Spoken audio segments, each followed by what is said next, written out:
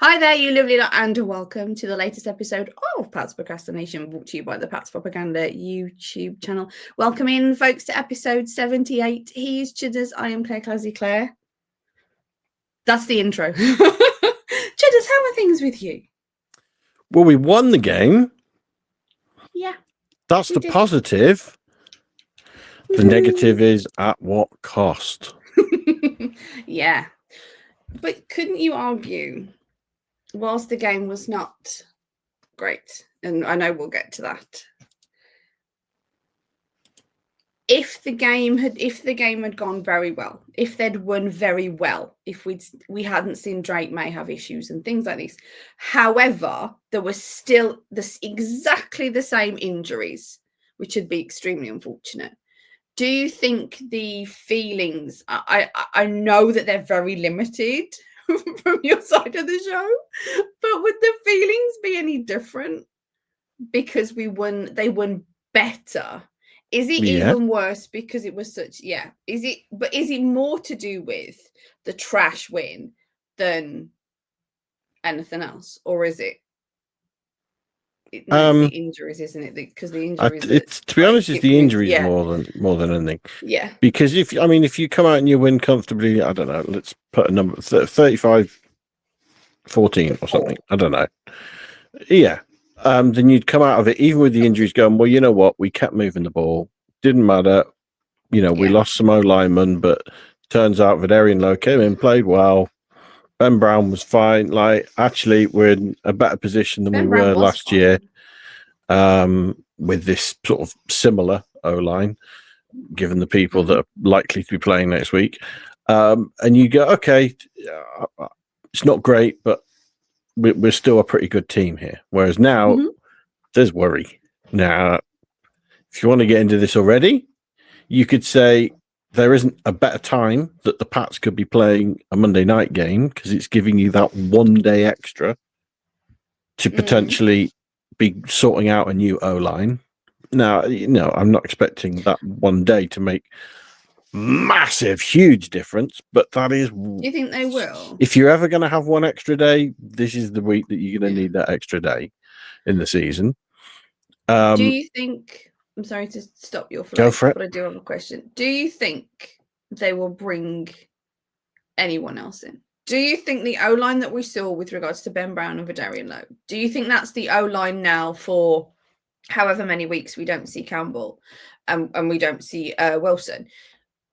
Or have you got the opinion that they may look at bringing someone in from the outside? Now, it's like, oh, name names. There probably isn't really much, and I'm not asking you to name names. It's more of a where your vibe is that they'll go on that. Well, realistically, it's not going to be names that you're going to pick up because you can't trade now anyway. So you'll be taking someone off someone's practice squad. No, I meant literally asking you to name names is what I meant. I don't mean names as in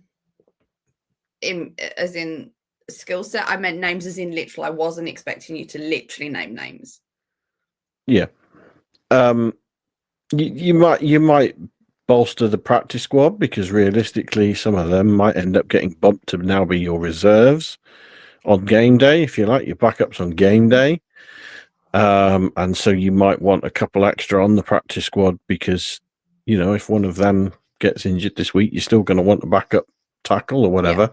Yeah. There's a chance that might happen, but I don't anticipate with any meaningful additions that suddenly come in as starters or realistically possibly even backups at this stage. It's just about getting hopefully 5 together, and quite possibly with the way they may structure a lot of their sets, it might be 6 or 7 man fronts using the tight ends as blockers more potentially, to try and cover those blocking assignments and ensure that we really are getting a decent blocking game in. This is the week to be doing it. Now, it's also just if the game went, and I don't mean injury wise, but the way it plays out, if you like, if this is a really ugly, scrappy, lucky win, then I really don't care. It's kind of this week. I feel just do anything. I don't need style points. just do absolutely anything to come out with a win this week. Because the Giants, to be fair, played well this weekend against the Lions, I think, wasn't it? Yes, went into overtime. They've only won 2 games all season, but you've lost to a 2-win team already this season, and the Raiders. So Don't you think just that need. doesn't count now? Sorry, I don't know if I'm gonna. No, not be of able course to it counts. today. Do you think? But the way that If we played them again, is, I'd expect Pats to be better, but you weren't yeah, ready to that's what I start the mean. season. Yeah. Of course, it still counts. No, but, I know it literally. But Buffalo counts, might say the same the other way and say like, "Oh, we weren't fully ready and healthy the week we played the Pats. So that loss to them doesn't really matter." They might say. I'm not saying that's what I think. Okay. But teams who you'd consider are better will often play off losses. Well, if we played them again, we'd beat them again. Well, maybe you would, but you didn't this week. You needed to do it. You didn't do it. And that could happen next week. You're playing a team on form on the season you should beat, but they're going to probably come in with some confidence. They're changing. We're getting ahead of ourselves now. We're not even recapping the last game. But but they're changing their defensive coordinator. But ultimately, if you can come out of this game with a win, then your next game is a hat and t-shirt game. If you beat the Bills at home, you win a hat and a t-shirt. So just do absolutely anything to get that win this week. So, right, should we go back and look at I was going to say, Bengals? I know you've had your curmudgeon that's spiel. Can we roll it back a little bit to the goods and the bads of this game against the Bengals? This kind of submissive win, I suppose you could say, really, perhaps, maybe. But have you got any goods? Do you have anything on your good list? Well, and this is possibly jumping ahead now also to my underrated player of the day. I thought Colton Davis played well in the second. To be fair, I thought the secondary played relatively well. Now, you could argue who are they going up against, because Higgins came out of the game and obviously Jamar Chase wasn't playing. So it wasn't, you weren't going against an elite core of receivers. But I thought they did quite well. There was some brilliant passes defended, as everyone saw, sort of flying across in front, getting that arm in front, which I think 3 times at least that Davis did. It was Jones did, I think, on that last drive as well. It was the end of I want to say the fourth quarter. Towards the end of the fourth quarter, Davies caused a penalty, and then it seemed to sort of fire him up. I think he's even been quoted as saying that it did, but in not quite so soft a term. And then he just seemed to have bang, bang, bang, 3 plays where he just broke it up, which is unfortunate because it's like, oh, well, it's a shame that you had to do the penalty and then have those because they were so good. But he still went on my good list. I put him on mostly because obviously if you get a penalty, it's a bit of a, but he sort of redeemed himself in a way, sort of. So yeah, it was a fun watch, that bit. If you put it in a vacuum, those 3 plays were good to watch. No, definitely. I do think Marcus Jones had a good game. He broke up some passes. Obviously had his return for a touchdown, which I don't know about you, but I saw that coming a mile off, like screaming at the telly before the play unfolded. You could see exactly what was about to play out, couldn't you, with Flacco? Everyone, I think, saw it except him. But yeah, I thought they had a relatively good game. Were you happy with your tight endage? Obviously, number 1 receiver of the weekend was Henry. Yeah, you took most of the goods there with Davis and Jones, Marcus Jones. But Hunter Henry is definitely on my good list. And Hooper, I should think, as well. Yeah. It was just that, like, it's sort of a 2 level. Hunter would, if he's on the good list, Hunter's level 1 and Hooper was level 2, because Hunter obviously did more this game, and he was a bit of a Mr. Dependable, Mr. Reliable. He's definitely the kind of tight end that I always love. It's great having a bit of a sparkly tight end a Laporta, who's also dependable and who's out on injury, but it's one of those I love me the all-rounder tight ends, as our listeners will know, our watchers, our viewers will know. But yeah, Hunter Henry, definitely glad to see him out there a bit more as well, because I know he seems to have been quiet the last game or two, so it was just fun to have a tight end touchdown, so I could tweet out a tight end touchdown. Because yeah, no, go on. So, what did you say? I said that's what it's all about. Obviously, yeah, obviously. Although we didn't see CJ Dupree, he was on the inactives. No, yeah. I was just looking forward to seeing him in action a little bit, just to see what we've got. It was one of those, oh, so they're elevating him. Oh, time to sort of see, because we haven't really had a chance to see. Not that I'm complaining, because I love me some Hunter and Hoopar. But yeah, that was like, I wouldn't have minded seeing a bit, but yeah. You want a whole team of tight ends. What do you think of the run game? Dominating. The run game is not great. The run game is not great. I have some wonderful stats for you on the run game. Go for it. Go on then. Go for it. That I've stolen from the amazing Tom Curran, who I love. He said on their recent show, because I often listen to TC and Phil Perry to get me rolled up for our show. It's great. They had, I'll go find my notes now. Turn the page. Okay, so you have to bear with me on this one. On 3rd and 11 to 15, the Patriots have seen 23 plays overall this season and thrown on 19. It's 3rd most in the league. On these 19, they've gained 212 yards, which is 1st in the league, and converted 7 times with 36%. Okay. And on 3rd and 10, which they've faced 5 times, they've gotten 84 yards and 4 first downs. So 80% success rating. On 3rd and 1, no, I'm sorry. Yeah, on 3rd and 1, the Pats have run 12 times and gained 38 yards and 7 first downs. And on 3rd and 2, they've just twice, with a conversion rate of around 50%. So they are as likely to convert on a 3rd and 10 to 15 pass play as a 3rd and 1 to 2 run play. Fascinating. Not great. Fascinating. See, if you want stats, I'm not usually your gal. And to be fair, I'm not, because I kind of stole them from TC. But still, there's some numbers for you, folks. That's certainly an interesting one. I mean, that brings us, we could probably move on to our bad plays of the game. We can move on to the bad. Yeah. He's today, folks. He's really into the bad. Well, goal line offense, obviously, red zone offense was not good. That many plays and to not get in is incredibly frustrating and disappointing, I think, to be honest. They needed to be ramming it down their throats on that one, not just. But I don't think they necessarily have the O-line. You'd like them to do that, obviously, but I don't think they necessarily have the O-line to actually do that. No, that's the. I think I'd almost.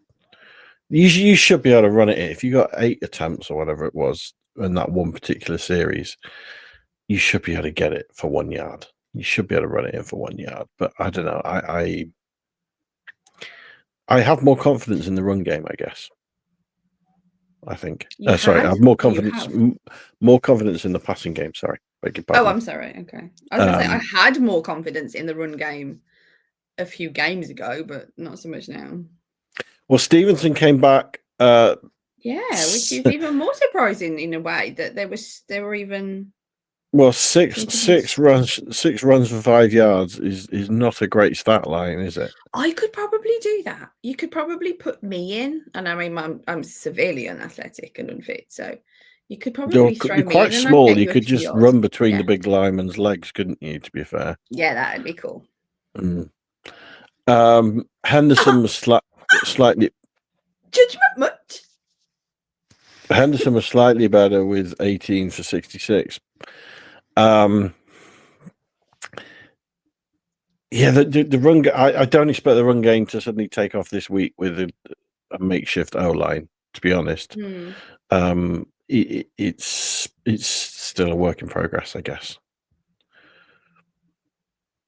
Leaves Drake us May, were you happy with his wondering, performance? No. No. I still think there was something going around the locker room in regards to illness, because we had Morgan Moses sporadically on and off the field with illness. They put him they didn't put inverted commas, sorry, I'm just thinking in brackets. Yeah, they put down illness. And to me, Drake May didn't look right in particularly the first quarter. Like, he couldn't focus and stuff. And I mean, I've had my fair share of not feeling very well days. And it just looked kind of like, could it be that? Could there be something? When Tonga went out, now he's been put down as a possible chest injury. So that's not really necessarily what I thought. But when he first went out, he looked to me like he felt sick. Now, he could have done because he was in pain. I fully appreciate that. But it just looked like, sometimes you can just see it on people's faces and you just see, oh, yeah, I've felt like that before, sort of thing, when someone's got a bad head or whatever. So I thought he looked sort of like nauseated and things like this. It was just like, I wonder if something's going around the locker room. It's winter. Is there a bit of a bug going around? And he's just really feeling something. I don't know. Pure speculation, folks. That is just like rooted in zero. It was just, it just sort of felt that way. And I just wonder if anything would come out. However, he seems the kind of guy that wouldn't make the excuse of, yeah, I didn't feel very well. So he'll just say, yeah, it's on me, sort of thing. And you get that vibe from him. And nothing's come out since, as we record this really early on Tuesday, nothing came out yesterday about anybody else being ill in the locker room, that sort of thing. So the other thing to think about is headspace. I understand that Jelani Tavai wasn't active. We don't know why. It hasn't been confirmed. And it seems like something personal with the family, because I know Hunter Henry, speaking of Henry, dedicated his touchdown to him or something like that, or his touchdown celebration to him, something along those lines. And I'm just wondering if there is something that is unfortunate that's going on with him, which would be obviously terrible, and our hearts go out to them, if it got into his headspace and he just wasn't totally focused because he's worrying about his teammate a bit. Possibly. I don't know. Possibly. Probably not. I'm just, me, just thinking. But no, to bring this full circle and to waffle completely just about the fact that Drake May didn't look great. Drake May didn't look great, but it just sort of feels like this is how they play. They start slow and they build up. It just looked extra not great. It was not owning it at first. Really bad. So in the short term then, what are you like? Are you hoping this is just a blip, or are you fearful that in the longer term there's still a lot of work to do? Like, how are you, I guess, assessing the issues? From my opinion, point of view, perspective, whatever you call it, I think it's a glitch, to be honest with you. I don't feel, from what we've seen, he isn't consistently awesome yet. We've seen this. We've talked about it on every single show, and the last few shows particularly, they start slow. They start slow and build up. And it's like, it's as if the way he needs to get his, I don't want to say head in the game. That doesn't quite, really. But it feels like his playing style is he builds up to it. And it was just that this week there was something off. And that building up was just not great at the beginning. It was just completely off. But no, personally, to me, glitchy. But I don't know. Have you got more long-term concerns on this one?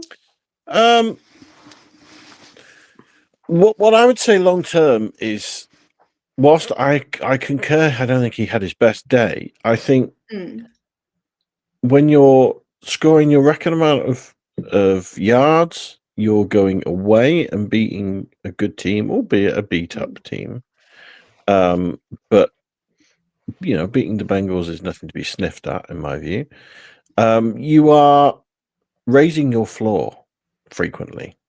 I Yeah. think a lot of the victories that are maybe not the most glorious are also raising his floor, because it's saying, okay, you know what? Even when he's not perfect, he can still win not being perfect, because that was often the fear with maybe Drake last year or Jones for years before that, was you felt if the Pats had any chance of winning, he's got to be perfect, and then we got to hope everything else clicks.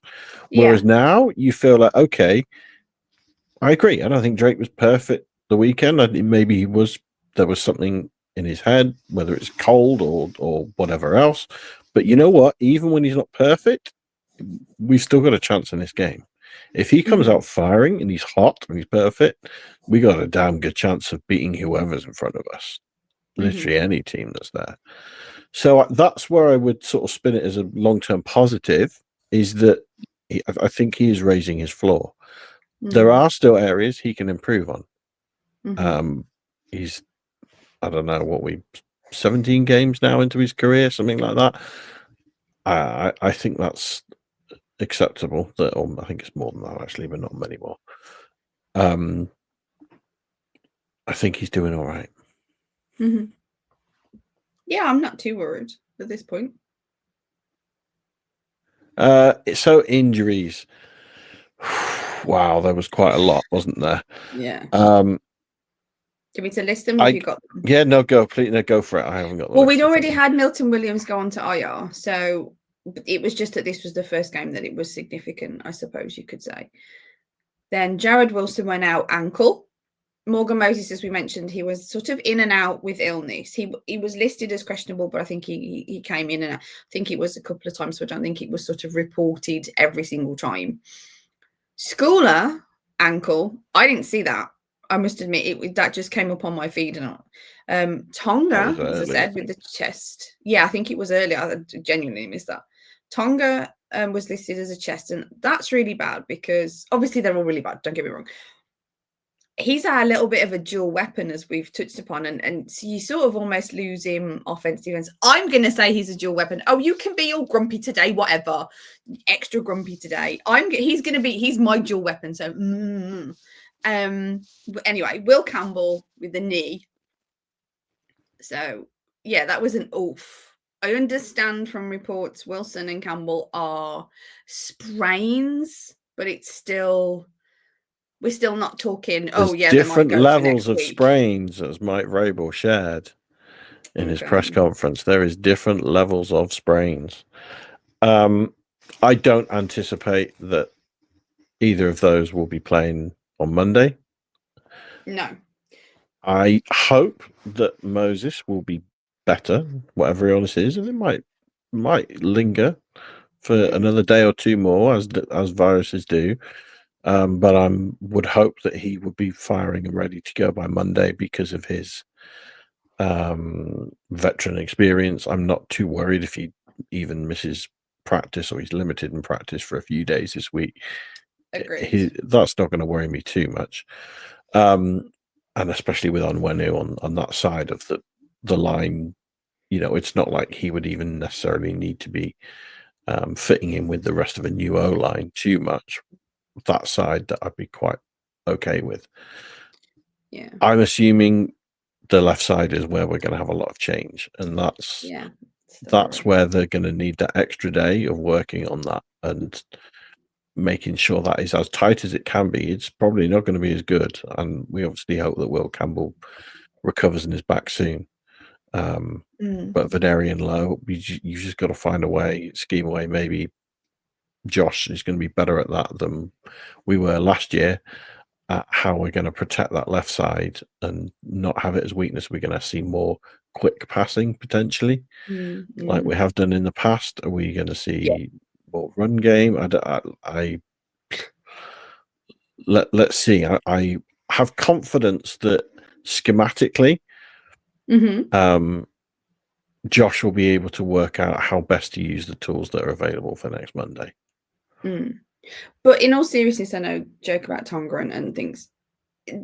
This is another area that it's just a double whammy, because you've lost significant pieces on the D and O line. And he was that little extra tool that was helping in regards to, success. Yeah, So I know you feel like I'm crediting more than he deserves because I can see it on your face, but I'm just sort of making the point of that you're down serious significant pieces on the lines, both lines, and then you're also down that little gadget player that was giving you maybe a little bit extra here and there, so you feel it more is sort of my point. It just feels like you don't want to submit to anything that I'm saying today. Well, I'm worried about Tonga on the D line. I'm not having Tonga on the D line. That would be a big worry. Obviously, as you said, with Williams already out, Tonga had been having a great season. Barmore hadn't been as hot as we'd hoped. Losing him on the D line is a big worry.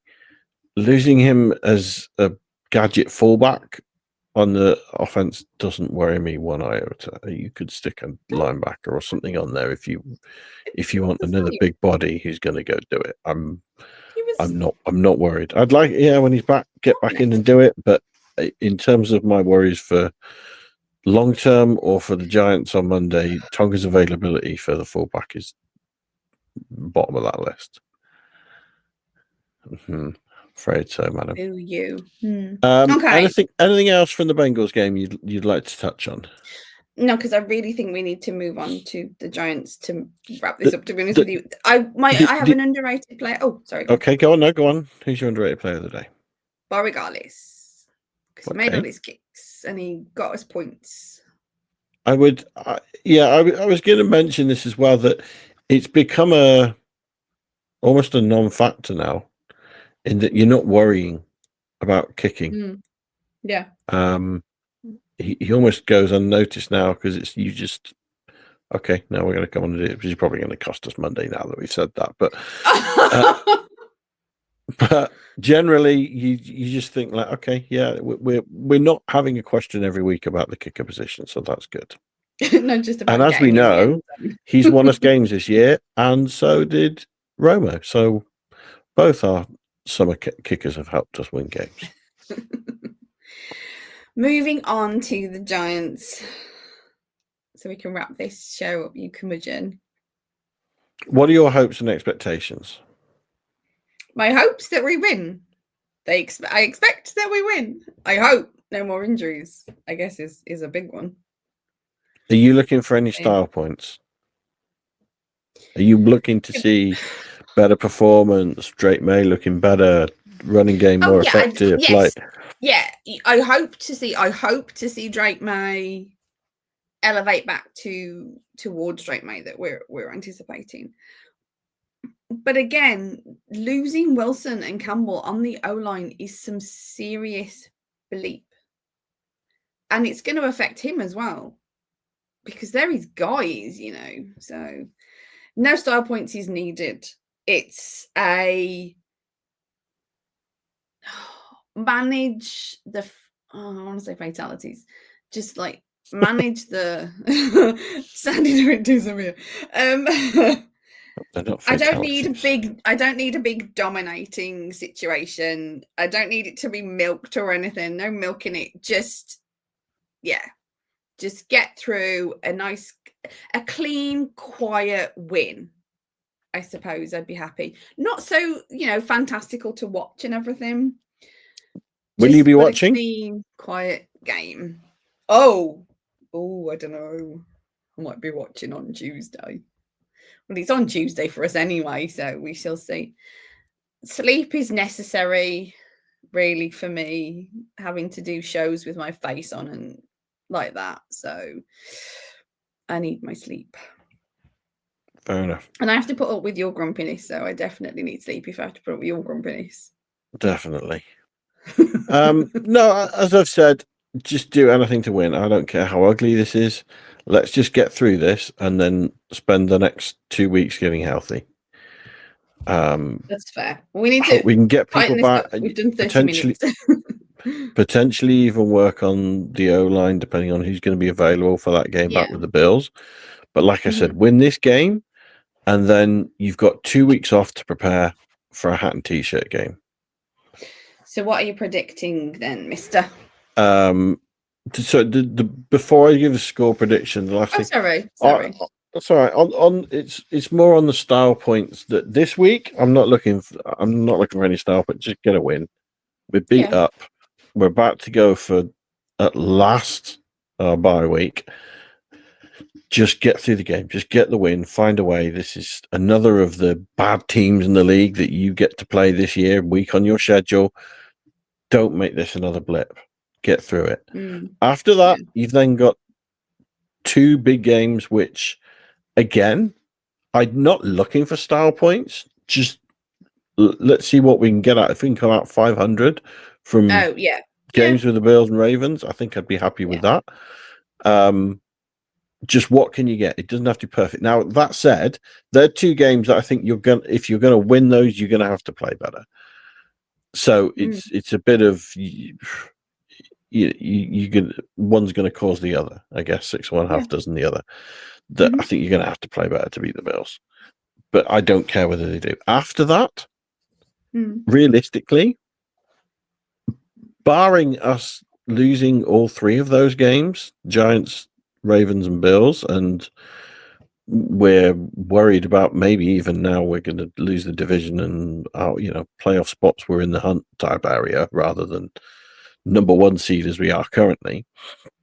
When it gets to the Dolphins and Jets games, that's actually, whilst those games might be less important, if you've won some games, you've maybe already won the division by then. That's actually when I'd be starting to look for a bit of style points, because now you've done the hard work. You've made the postseason. You've scraped through some games that, not say you're lucky, but weren't that great, but you still came out with the win. Now I want to see it clicking. Now I'd like to see you turning it on. I want to see you hitting form so that if you're going into a postseason, you're hitting that 4 guns blazing. You're not limping over the line and think, well, we're lucky to be here. Oh, well, we lost in the first round, but hey, at least we got a postseason game. Do you know what I mean? Like, those last 2 games are the ones that, okay, now I'd like to see you switch it on. So my prediction for the Giants game, I think it's going to be a low scoring, relatively ugly game. I'll go for a Pats win, but I'm going to say 2017. That's not that low scoring. Because I got 21-13. Okay, well, there we go.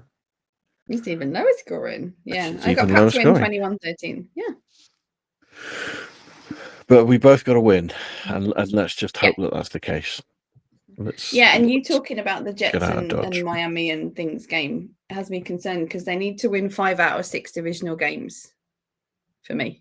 Oh, right, yeah. It's really necessary because I get that extra sandwich. Hey, it's all about the food. Nice. On a glad perspective. It just win, because there's the fear that don't dominate. If they find a way to lose this game, and I think from the start, he almost did. Go on. I'm saying now, if they lose this game against the Giants, I'm not doing a show with you. Okay. 2 of the toughest games on the schedule at the start of the season were what's coming up them, the Bills and Ravens. And it's entirely plausible that the Pats could play well and lose those games, because those are 2 very good teams. Yeah. And so suddenly there's the world where you've lost 3 on the bounce out of 4 weeks, and you've not won for 5 weeks then, potentially. Yeah. And I don't think that's a spot. We'll feel like we've not nosedived, but hang on, we've regressed back now. Were we that paper tiger?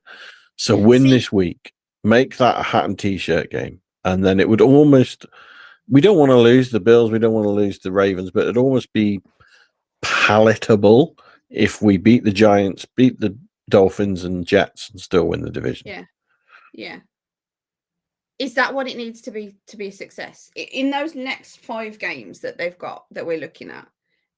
Does this season need to be a success? Do they need to win Giants, Jets, and Finns for this season to be a success for you? Are you with me? No, I think this season's already a success. Even if they'd lost the next 5 games and missed out on the playoffs, you'd argue the overall body of work has been a lot Uh-huh. more positive than the past 2 years. You're ending on a really awful, dour note. Like, Yeah. to blow 5 Yeah, games that's in a row, fair. not lose, and what was such a strong position, first to potentially out of the playoff, you're going to be gutted. But overall, 10 wins, you've got to come out of that. The worst we can Yeah. be now is 10-7. That's a Yeah. positive season. There's a lot to build on. There's a lot to fix. There's a lot to work on. Yeah. But that's a positive season when you're going to go in there with a big cap space again to make some moves if you want to. Draft stock is going to be down because you're going to be a lot lower down that draft order. But you'll be happy with the position we're in. We're already in a positive season. It's okay. Let's not waste that positive season by blowing it.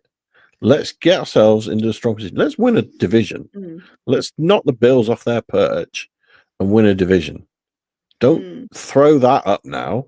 Lose the next load of games. Lose the division. So because they'll be looking at, they've not had as great a season. But if they're able to kind of, you know what, we had a rubbish season, but we're still better than you, kind of thing. That's not the position you want to be in. So finish strong. Yeah. On that positive note, folks, we will wrap up this episode 78 of Pat's Procrastination, brought to you by the Pat's Propaganda YouTube channel. I'm sorry, have you finished? Have you not finished? Finished. Oh, apologies. So, brought to you by the Pat's Propaganda YouTube channel. Make sure you're going over to Pat's Propaganda, folks, and checking everything out. Don't forget to be rating, reviewing, and subscribing. And we will be back next week. I was in jest. Can't quit this show. Not yet, anyway. Need to earn more money first. So, like we get paid. So, episode 78 closed, done. That is it. Patriots come off a win. Monday Night Football is next against the Giants. So tune in next time, folks. And as always, go Pats. LFG.